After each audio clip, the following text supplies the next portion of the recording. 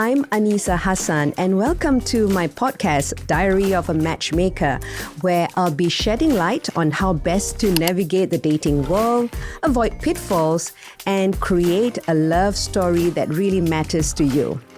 Well, we've come to the end of the year. It is the end of 2024.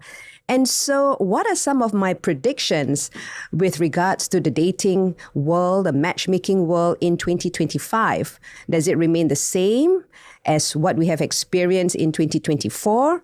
Or will there be some changes and transformation that we will see among singles in 2025? I feel that as we wrap up this year, a lot of people will be in very, very deep reflections as to what has happened to them in the past year. And because of the proliferation of so many platforms, teaching people how to date, how to look for potential life partners, a lot of singles will be reflecting on what is it that they want to see more of in 2025, especially if they are single. I believe a lot of people will be focusing a lot on authenticity and transparency. And this is largely due to the fact that, the dating world has become so unpredictable. There has been a rise or a proliferation of online scams where people have been hurt, frustrated, they lost a lot of money, and a lot of them have walked away from relationships that have left them with nothing but just a broken heart. So I think there's going to be a higher level of reflection. There is going to be a higher level of self-awareness among singles who will be dating in 2025. The emphasis for next year is, how they can have a higher level of standards and not just looking at opportunities to meet people just based on preferences. A lot of people, have steered away from the fact that they are no longer looking for the same thing as they did when they were dating in the past. They will be very clear about how the person that they are dating would make them feel rather than how they feel when they are dating that person. So we can always have our preferences, right? Like he has to be, he or she has to be of a certain age, a certain profession, and living a certain lifestyle that resonates with us.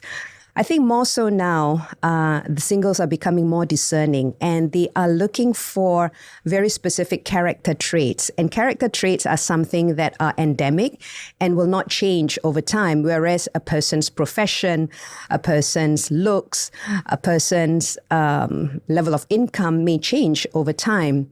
So there will be an emphasis on standards, how they want to be treated in the relationship, and how does that person that they are with make them feel?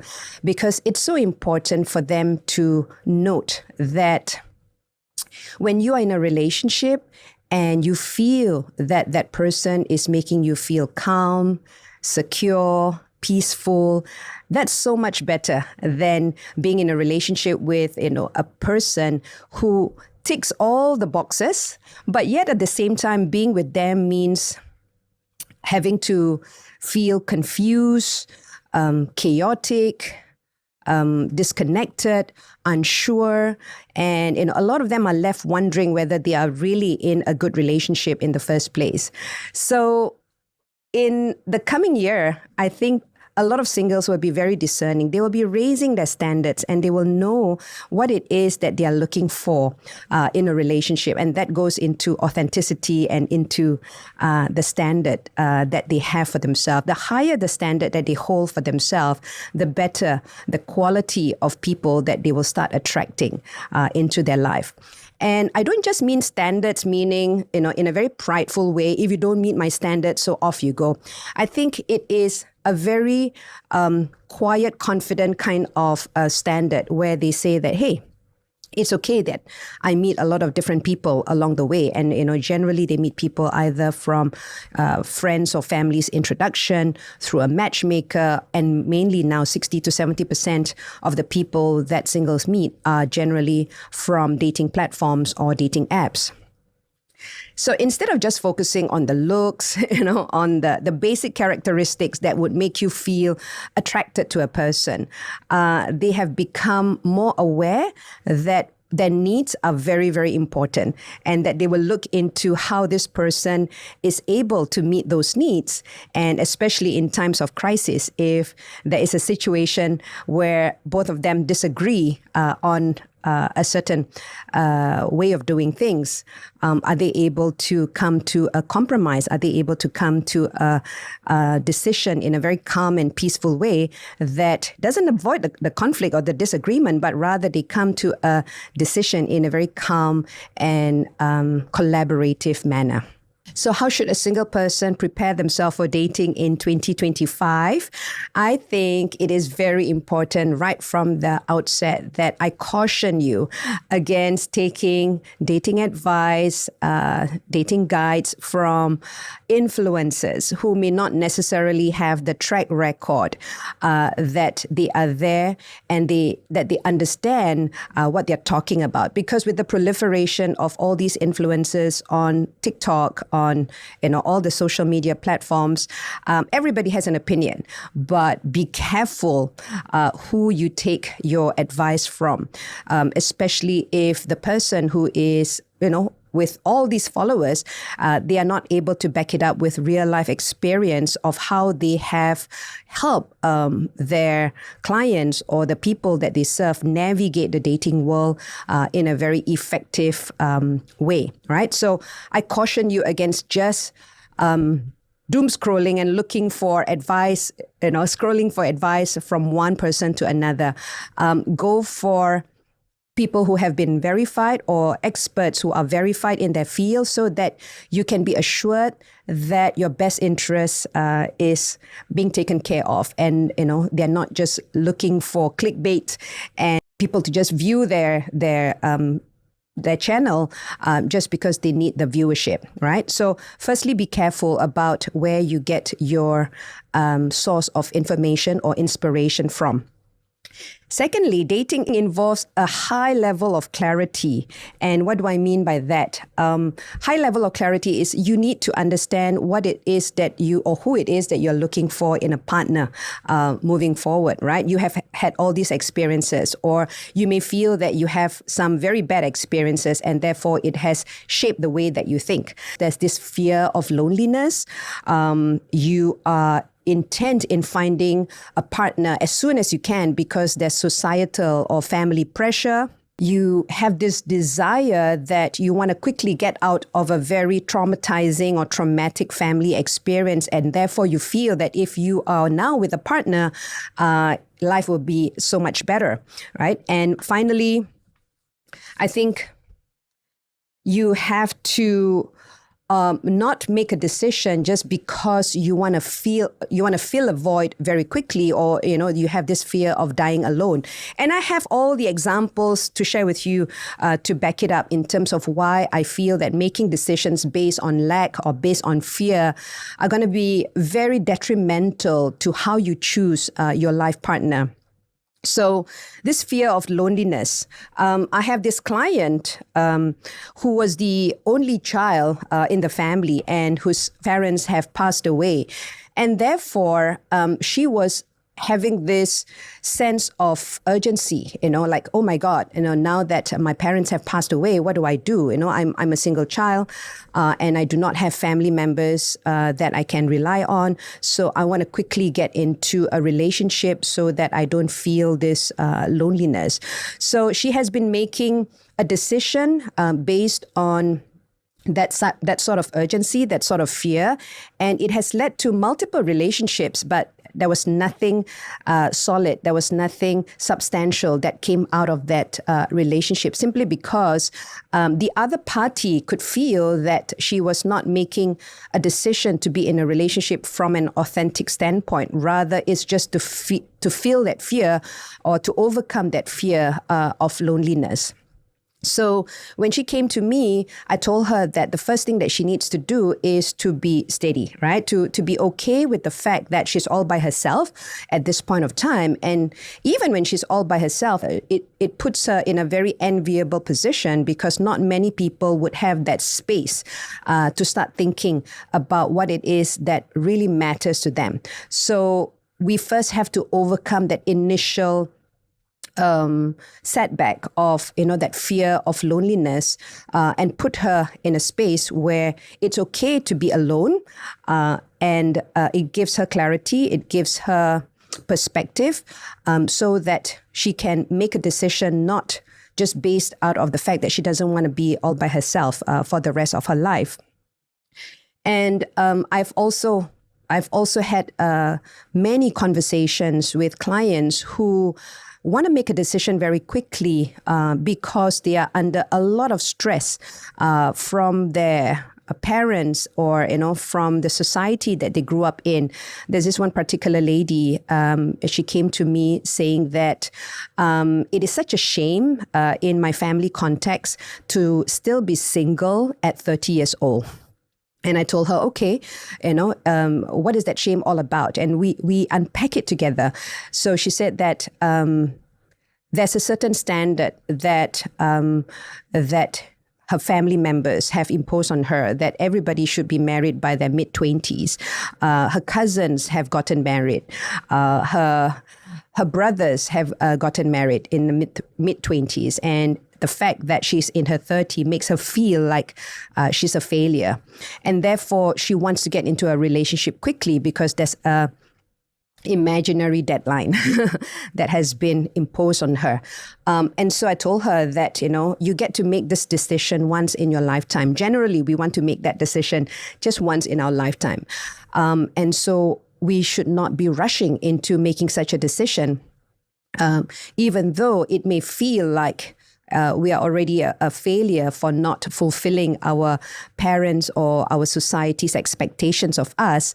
At the end of the day, it is her life, right? So as much as I want to help fast track her decision-making process and introduce her to as many people as possible, I don't think that was a practical thing for me to do because she is coming from pressure. Again, the energy that she brings to the person whom I'm introducing her to would be one of a lot of pressure. And therefore, she would not be able to see it from the other party's perspective. She's just looking at this person and to see whether, he checks off the list of requirements that she wants in a partner.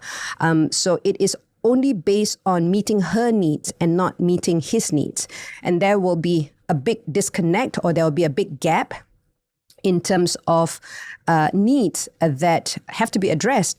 Otherwise, one person will feel that he's being taken advantage of, right? That she gets into this relationship not because out of love, out of, the desire for support, for companionship, for, the need to grow with each other. Rather, it is just to fulfill her parents' wishes or the society's pressure for her to be married as quickly as possible. So when she came to me, I advised her against making such snap decision because it will just be something that we can do very quickly, but in the long run, that relationship may not be sustainable because it is just coming from fulfilling her needs and not the mutual needs and mutual respect and love for each other. The third thing is about the desire to break away from an existing traumatizing experience with the family, right? I've had this other lady. It seems that, all my examples are with ladies, but ladies tend to share more details about their personal life with me. So there was this lady who doesn't have very good relationship with her parents. All she knew growing up was just to perform or to outperform and to achieve the best that she could, so that her parents would validate her, would feel proud of her. But then the pressure got too much because nothing she does will ever please her parents. So she was achieving and overachieving, but she never received the love and the kindness and the support that she had always wanted from her parents. Sadly, also, her dad was very abusive. He was a gambler, he was a drinker, many, many vices, right? And there was a moment where she was physically abused, and not just verbally, but physically abused by her father, to the point where, she knew she wanted to get out of that family situation as quickly as possible. So she got into a relationship with a gentleman she hardly knew, but she thought, well, fair enough, he has a job, he is decent looking, and he seems very stable at that point of time when she met him. Even though it was just about 3 months that she knew him, so she wanted to quickly get out of the situation. She made a very decisive action to just move out and move in with him, move out from her parents' home and move in with him. And within a year, they got married. Little did she know that the person that she was trying to run away from, her father, right? She found it in this gentleman that she just got married to, because she never did her necessary research. She didn't spend the necessary time to understand the husband's or the ex-husband's background. And so she got into another cycle of abuse. She got into another cycle of neglect. She got into another cycle of not being taken for granted in a relationship. And so she was like, oh my God, it was double whammy. I thought I was running away from the person that I hated so much into the arms of this gentleman that at first she thought, was all that she looked for. But sadly, she didn't look deep enough or hard enough. So she got into a relationship with somebody who carries the same characteristics as her father. And it turned out that he was also a compulsive gambler. And so she started to take her things out of the husband's house and moved out again into a flat or a rented home where she felt, oh no, I think this is it. That's the last time that I'm ever going to get into a relationship, because relationship reminds me of something that's so painful. I feel so betrayed all the time.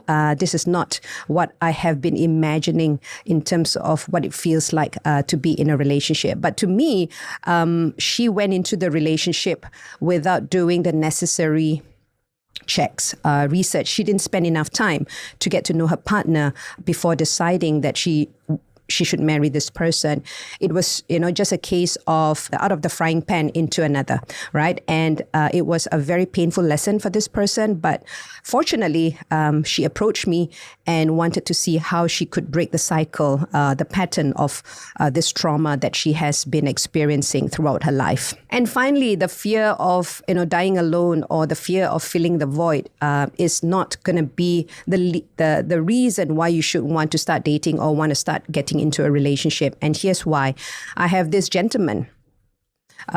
This example is of this gentleman, and he has been divorced for more than 10 years. And every time he gets into a relationship, he tells me that, within a few months, the ladies started pulling away.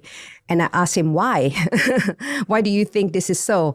And he said, I don't know. I keep on telling them, I like them. I want to be in a relationship with them. I'm committed to being in a steady relationship with them. I do everything for them. In fact, I feel like I roll out the red carpet for them so that I can show them how sincere and committed I am about finding a partner.